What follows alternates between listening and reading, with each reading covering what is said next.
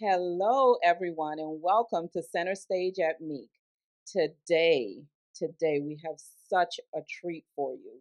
We have with us today Ana Lourdes Rodriguez, and she is an internationally acclaimed pianist.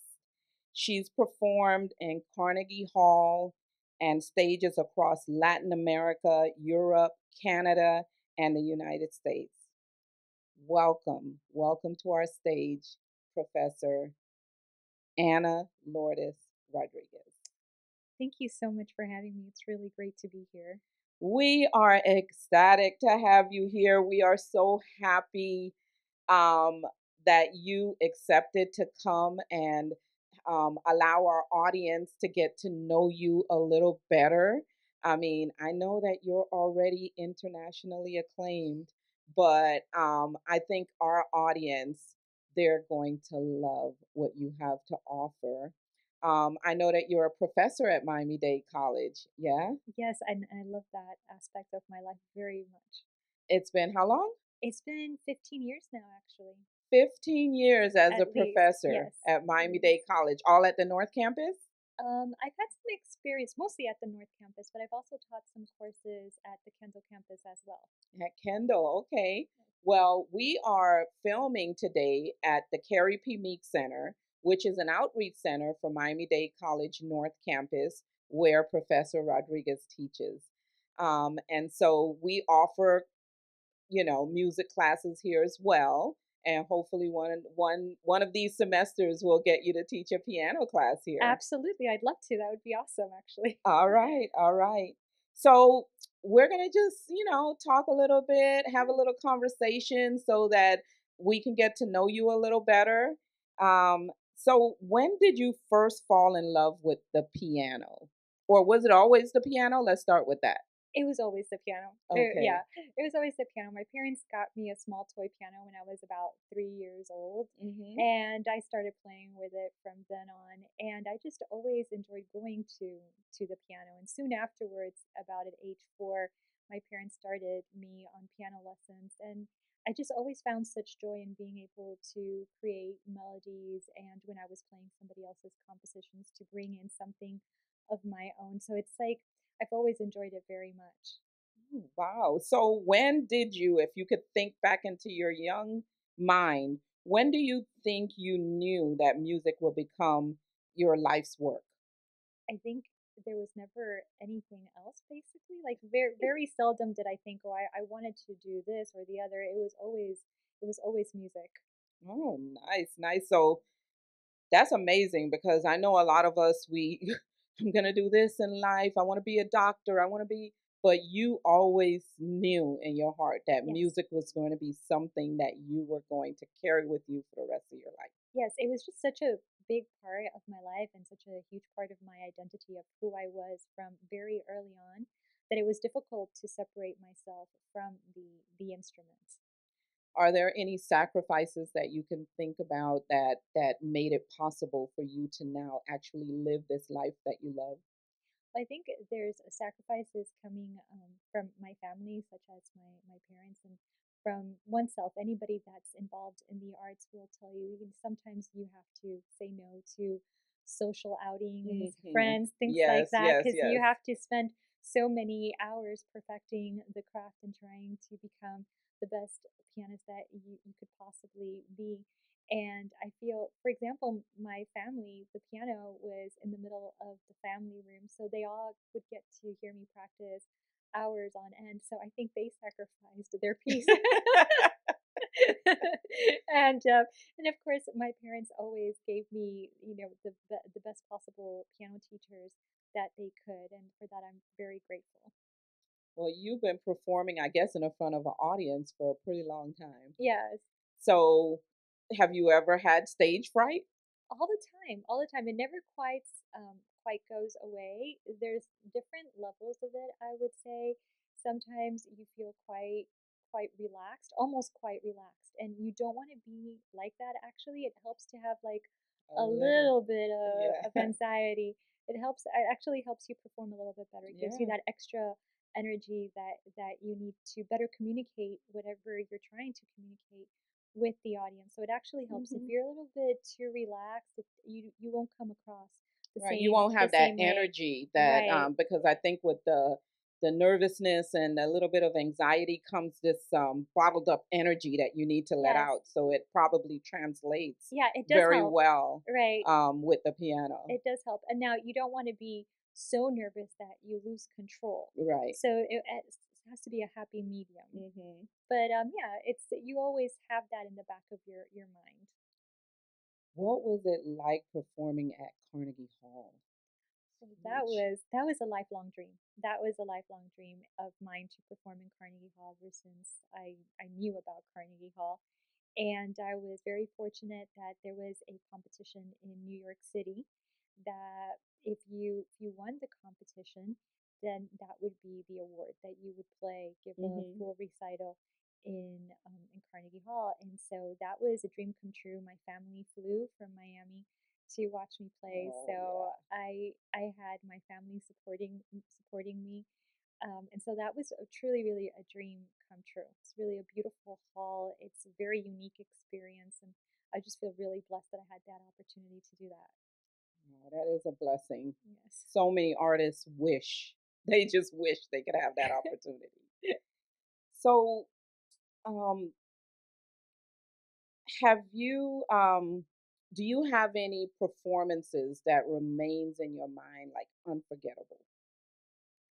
There's been so many, and actually, there's I mean, Carnegie Hall, of course, was very special, but I really love it when either I'm performing my own compositions, that's something that's very special, or when I get to play a world premiere, when I'm Mm, working with living composers and I get to yes. premiere one of their works, I think one of the most memorable experiences that I had was actually performing in Mexico with the Querétaro Philharmonic. And I played two piano concertos that one evening, and one of them was a world premiere. Oh And my the, of course, the gosh. composer was there, and talk about nerves that night. Yes, because Yeah, you're yeah. displaying his work. Yes. So it's, in your hands Yeah, literally. I think I was more nervous that night than in Carnegie Hall. But it was such a special moment, playing the energy of the other musicians surrounding you, the composer being there. I think that particular performance really stands out among. But there's always so many, that I could say, oh, this was special because this person was there, or it was special because of the venue. So I have a lot of special memories, and of course the people that you meet. That's what makes this career so incredible. Hmm. That every time that you go somewhere, you meet new people and you meet such beautiful, beautiful people. And I Yeah. feel so blessed to have been able to do that. And music is one of those things that sort of just connect people, Yes. right? Hmm. And talking about connections, cultural connections. You're of Cuban descent, Yes. yes, and so why is it important through your music to sort of preserve the music and the culture of Cuban music or composers? Well, Cuban music and Latin American music in general in the classical music field is not really performed all that much. I remember being in New York when I first decided I'm classically trained, so up to that point I had done very little Latin American Mm, music. It was just Beethoven, Chopin, very strict classical training. And it was taking a class at Mannes College where they asked us to choose a specialty. It was just a project. okay. And I thought, well, my background is Cuban and I would love, if I could promote this music. And I remember when I first started playing it in the practice rooms at the conservatory, people would come up to me and ask me, "What are you playing?" They could tell immediately that it was something very different and that Right. they were not familiar with it. And so from that point on, I was like, "Oh wow, this is nobody knows about these pieces," and I really want to champion this Yes. type of music and let people know how special it really is. Because I grew up listening to it. So I want to give others that opportunity to share it with them. So I think that's what started. And ever since then, I haven't stopped sharing this wonderful repertoire. Now that is special. It's special because it means a lot. To you, yes, your family. I can imagine your parents must feel like, oh my gosh, that you are championing Cuban composers and music, and sharing it with the world. You're blessing us with it as well. Thank So you. thank you for that. What do you hope audiences experience when they listen to you play? I hope, and this I've thought about ever since I was quite young and started performing. I always hope that when a person attends my concert, that they leave feeling better than when they came. That the music, whatever music I'm performing at that moment, that they are able to forget about their worldly problems and just go into a state of peace and happiness, and that Hmm. they experience beauty through the music that I'm performing. That's really my goal. It's just bringing happiness and peace to people. And so, with that, how do can you explain how you can tell stories without words through your music? I mean, we spoke earlier a little bit about a short film Right, yes. that you played the Right. music for the short film. Tell us a little bit about that and how you can tell stories without words. I think it's such an amazing experience, and I actually like to do this with my students. I'll give them a piece of music and I'll say, okay, let's imagine that the title of this piece were Sunny Days. Now play it to me as if you were out playing on a sunny day. And they'll play it. Now I say, now imagine you're going to play those exact same notes, but it's a rainy day and you're feeling sad. Now play that piece and try to convey that emotion through the music. And they're Mm, generally able to. And so you have to be able to feel the emotion that you are trying to convey to the audience, either through emotion or through storytelling in your mind. But there is a difference as soon as you begin to think of being able to share an idea with an audience, it'll come through. The music comes through differently. differently. Yeah, so you want to think of either an idea or create a story in the piece of music and share that with the audience. And that really makes a difference for the audience. Wow, that is amazing. So you can slow a piece down or you can speed it up probably, and it also makes a difference too on the way that it's received. Right, yeah, tempo is going to make Tempo. tempo is going to make a huge difference in the way that a piece of music comes across. Even subtle differences in tempo could bring about a difference in interpretation and how a piece comes across. Absolutely. You spoke about this a little bit, collaborating with living composers Yes. and a world premiere. I mean, you said it was, nerve wracking as well, but how is it like once you start that collaboration and you see the different phases, I guess, of their career and working with them, what is that like to see it? Like, how does that feel? Well, it's a really interesting experience to work with living composers. First of all, you have that great gift of being able to exactly understand and know what they want. Hmm. When you're playing, say, the music of Chopin, Beethoven, you don't have them telling you exactly what they wanted. Here, you have that gift. You can ask them any questions that you want. So I love that communication, that being able to ask them, well, exactly what did you want in this phrase, or how fast exactly do you want this played? All those questions, anything that comes to mind that I feel Brings could it to make the, life. yes, Yes. that could make the piece better, I'm going to ask them. And so it's a wonderful journey, especially like with this latest project that I have, that I'm giving the premiere in November, um, of La Morica Enamorada. That's the name of the piece. It's by a Spanish composer. We've been working together from the very first note. Hmm. So he's been sending me like parts of the concerto. So I've actually seen the concerto being, Progression of yes, it. yes, being built. So that's an That's amazing amazing. experience to see something coming to life. And so it's very much a teamwork that you sometimes could have with a composer. Not so much if you they just send you a piece and they just say play it. That's different. But when you actually are working with them while they're composing the piece, that's a whole different level of collaboration. I imagine. I mean, obviously, you have to have a good ear, um, as you're playing, as you're reading the music notes, understanding what it should sound like. But have you ever, after putting something together like this, just constructing everything, and then at the end, you hear the full piece?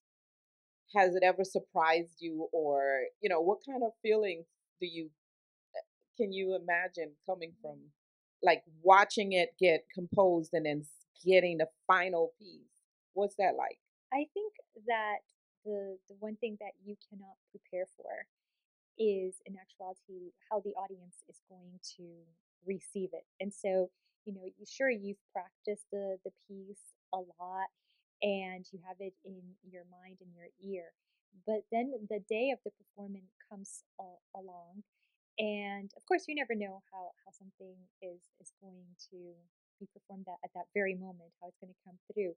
But to feel the energy of the audience because they've never heard it before, that's something that nothing can really Mm, prepare you for for. that, Yeah. for the energy of the audience. Yes. I didn't even think of it that. I mean, yeah, that's a whole different, another level of Yes. the experience, because Yes. you've heard it, you've Hmm. played it, you know what's coming next. Yes. But when you see the audience's Yes. response, Yeah. that Yes. brings a whole different view. Yeah, and you could always sense the energy of the audience when they're enjoying something, when they're liking something.